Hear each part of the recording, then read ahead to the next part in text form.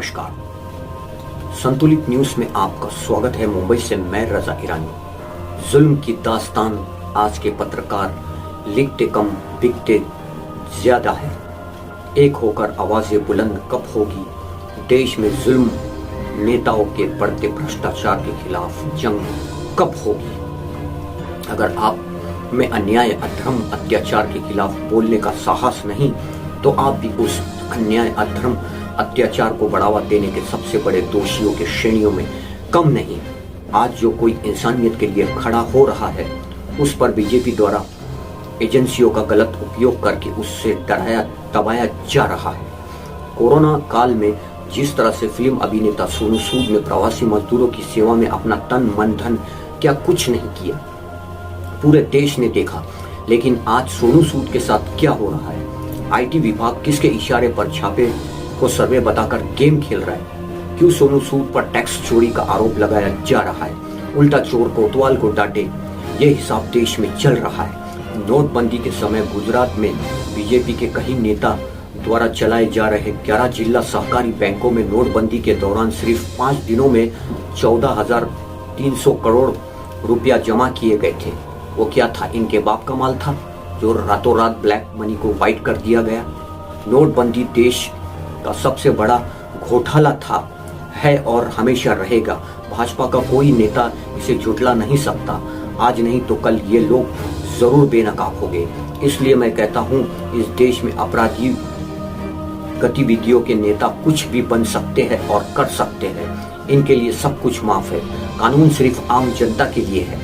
मैं देश के उन तमाम सेंट्रल एजेंसियों के अधिकारियों से पूछना चाहता हूं, अगर आप लोग जांच करने में निष्पक्ष है तो आज तक किसी भी सत्ता पक्ष पार्टी के चोर नेताओं के घरों और दफ्तरों पर छापा क्यों नहीं डाला है? इसका कोई जवाब? 2014 से एजेंसी किसके इशारे पर काम कर रही है? जो कोई गरीबों की मदद के लिए आगे आता है ये बेशर्म सरकार उस पर छापे गिरवाती है।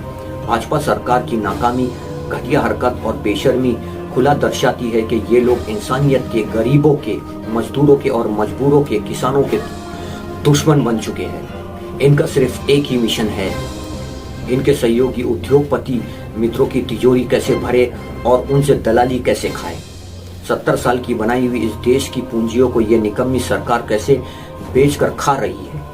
आपने देखा होगा कि भाजपा का हर एक मंत्री और प्रवक्ता अपने टीवी डिबेट में हमेशा कहता है कि 70 साल में कांग्रेस ने देश में क्या किया है।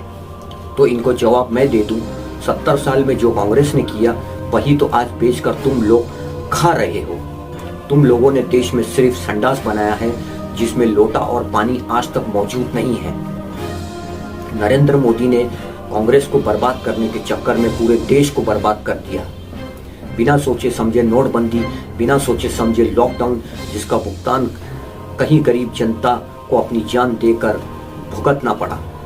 एक महत्वपूर्ण बिंदु पर गौर करते हैं। एनडीटीवी के इंटरव्यू में सोनू सूद ने स्पष्ट कहा कि कोरोना काल में मेरे काम को देखकर मुझे राज्यसभा सदस्य का ऑफर दिया गया था, लेकिन मैंने मना कर दिया।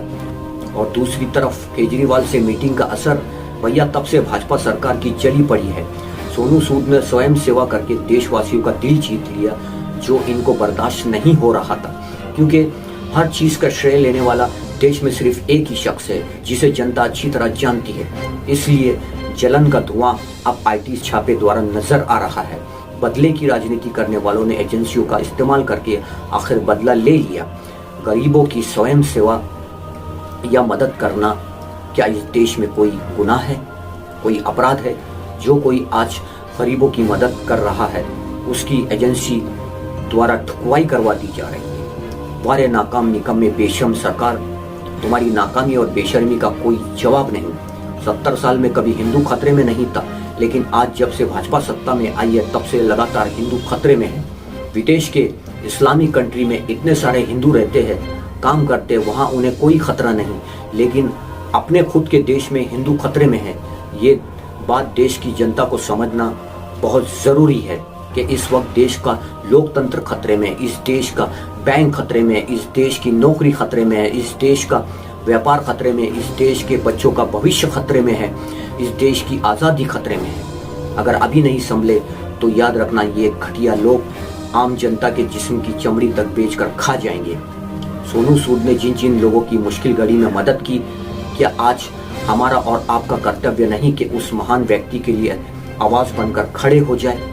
अगर इसी तरह किसी मददगार को कसूरवार की श्रेणी में खड़ा किया जाएगा तो कौन गरीबों की मदद के लिए आगे हाथ बढ़ाएगा? अब फैसला इस देश की जनता का है, ताकि हर जुबान से एक ही आवाज निकले, भाजपा भगाओ देश बचाओ, भाजपा भगाओ देश बचाओ। अगर आपको हमारा ये वीडियो पसंद आया हो तो इसे लाइक शेयर जरूर कीजिए और हमारे आने वाली खबरों से जुड़ने के लिए हमारे चैनल को सब्सक्राइब और फॉलो करना ना भूलें। इसी के साथ इजाजत लेते हैं। धन्यवाद।